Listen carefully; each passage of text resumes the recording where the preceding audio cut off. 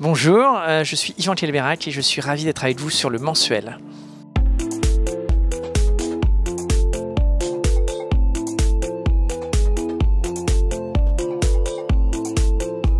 C'est assez émouvant de le présenter à des publics, de les entendre rire ou être ému, d'avoir les premiers retours, de faire des rencontres dans les salles, de répondre aux questions des gens, de voir comment ils reçoivent le film. C'est un moment assez privilégié, ouais. Je suis très heureux de vivre ça. On est excité, on a peur, quand on les entend rire, moi je suis comme un fou. Quand je les vois avec le sourire à la fin, je suis bouleversé. Donc on traverse un tas d'émotions, effectivement, c'est très intense. On dort pas trop bien les premières fois, on est fébrile. Enfin moi je suis un peu fébrile, puis rassuré, puis de nouveau fébrile. Enfin voilà, ça arrête pas d'osciller. 3 margaritas et un piquero. Certo. Pardon? Certo, ça veut dire bien sûr. Je sais très bien ce que ça veut dire. Ah oui, vous avez l'accent romain, j'avais reconnu. Gracias. Prego. Prego tout.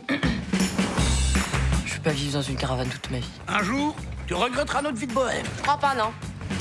Si ça te tente, je fais un concert classique avec un orchestre de jeunes au début des vacances. Carrément, c'est où? En Italie, à Venise. De l'argent, moi je le trouve pas sous le sabot d'un cheval. Oh, je sais, mais j'aimerais trop y aller. J'ai une bien meilleure idée. On va y aller tous ensemble à Venise. T'es sérieux? Avec notre caravane.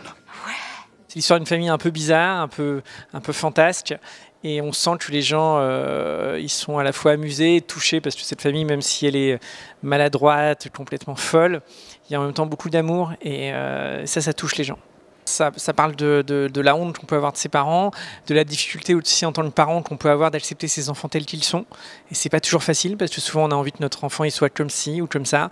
On espérerait qu'il fasse des études ou on a peur pour lui et donc on anticipe et parfois on le force à faire des choses qu'il n'a pas envie de faire. Et puis oui, ça parle de se réconcilier avec ses origines transgénérationnelles, comment accepter l'héritage de sa famille et garder ce qu'il y a de bon et laisser de côté ce qui n'est pas bon, parce que parfois on reçoit aussi des choses de nos parents qui ne nous aident pas, et comment faire le tri de tout ça. Tout ça, c'est les thèmes, hein. Après, le film est une comédie, mais c'est vrai que ça parle aussi de ça.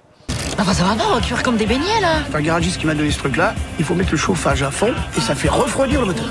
N'importe quoi. Oh, le camion, putain! Ah, on l'a vu comme ça! Calme-toi, tout va bien. Effectivement, j'ai d'abord écrit cette histoire sous forme romanesque en 2015. Le livre est sorti chez Flammarion, puis l'année d'après au Livre de Poche, et là il s'est très très bien vendu. Et devant le succès du roman, on a eu envie d'en faire un film. Et la pièce de théâtre, elle est arrivée un peu par hasard. C'était un seul en scène, un jeune acteur qui jouait tous les personnages qu'on a créé à Avignon. Mais ça, c'était assez proche du roman parce que j'ai juste contracté le roman.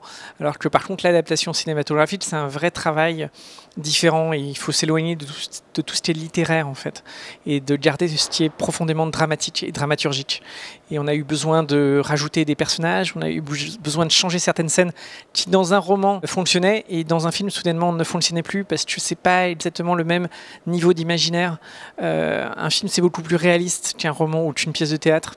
Quand on lit un roman, on rentre dedans et on s'imagine des choses. Là, on nous impose des images et du coup, quand on voit par exemple une pièce de théâtre, on décide d'y croire un peu comme un enfant à qui on raconte une histoire, alors qu'un film, les gens sortent parfois en disant « Ah ça j'y ai cru, ça j'y ai pas cru ». On a un très fort degré de réalisme, de besoin de réalisme quand on va voir un film. Donc du coup, l'écriture doit s'adapter à ça, non seulement dans les événements, mais aussi dans la psychologie des personnages, qui doit être encore plus fine. Donc voilà, il y a tout ce travail d'écriture à faire. Et après, sur le plateau, dans la direction des comédiens. Allez, tous ensemble, allez! Bienvenue chez les dingues. Juste en face de Venise, il y a un camping, pas cher du tout.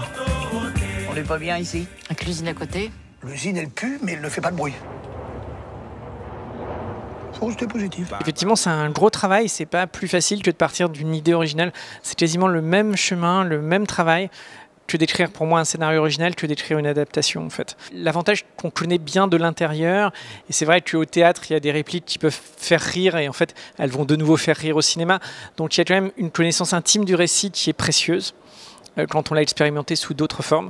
Mais après, effectivement, quand on commence à écrire un roman et quand on se retrouve avec Benoît Poelvoorde et Valérie Bonneton sur un plateau, on n'est plus du tout dans la même chose, hein. On a basculé dans quelque chose de complètement différent, hein. En amour, il n'y a qu'une règle. De l'audace, encore de l'audace, toujours de l'audace, mon fils.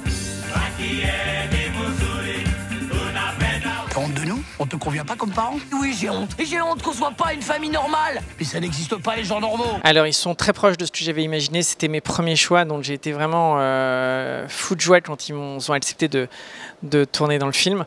Mais c'est vrai que, quelque part, oui, on passe dans une autre forme. Et le cinéma, c'est plus une œuvre collective, et le roman, on est complètement maître, effectivement, de chaque mot qu'on écrit. Le cinéma, c'est plus, on n'est pas le seul auteur de l'œuvre, en fait. Il y a les acteurs qui chacun écrivent à leur manière aussi les personnages, qu'on dirige, hein, qu'on oriente, mais malgré tout, ils apportent quelque chose, heureusement d'ailleurs. Et donc, c'est vraiment, on passe à une œuvre collective. La littérature, c'est vraiment une œuvre très personnelle, très individuelle, même si elle est habitée de tout ce passé, de tout cet imaginaire, qui là aussi vient de plein d'influences. Donc finalement, on n'est jamais vraiment seul au fond. Moi, c'est ma conviction. Aimé, j'ai une grande nouvelle à t'annoncer. J'ai inventé une nage.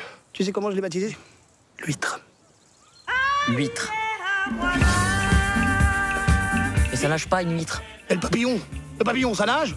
Ouais, c'est ça, je vais me recoucher. Alors, on avait une équipe italienne qui nous a aidés pour obtenir toutes les... Il faut prendre une prod italienne pour nous aider, sinon on ne peut pas tourner là-bas. Et après, oui, ça pose des problèmes spécifiques parce que les déplacements dans Venise sont très compliqués, parce qu'il y a énormément de touristes. Mais bon, après, dès qu'on pose cette caméra, c'est magnifique. Donc ça, c'est une grâce, hein, de tourner là-bas. Moi, j'ai adoré ça. Après, le film montre la belle Venise qu'on peut imaginer, mais aussi une autre facette de Venise. Et je trouvais ça intéressant de ne pas montrer que l'image de carte postale, mais aussi, il y a des gens qui partent à Venise qui n'ont pas trop d'argent, comme cette famille, et qui réussissent quand même à profiter de Venise tout en étant dans des endroits un peu moins glamour. Et voilà, je trouvais ça intéressant de montrer ces deux facettes de Venise. Bonjour, vous prenez chaque repas? Non. Non?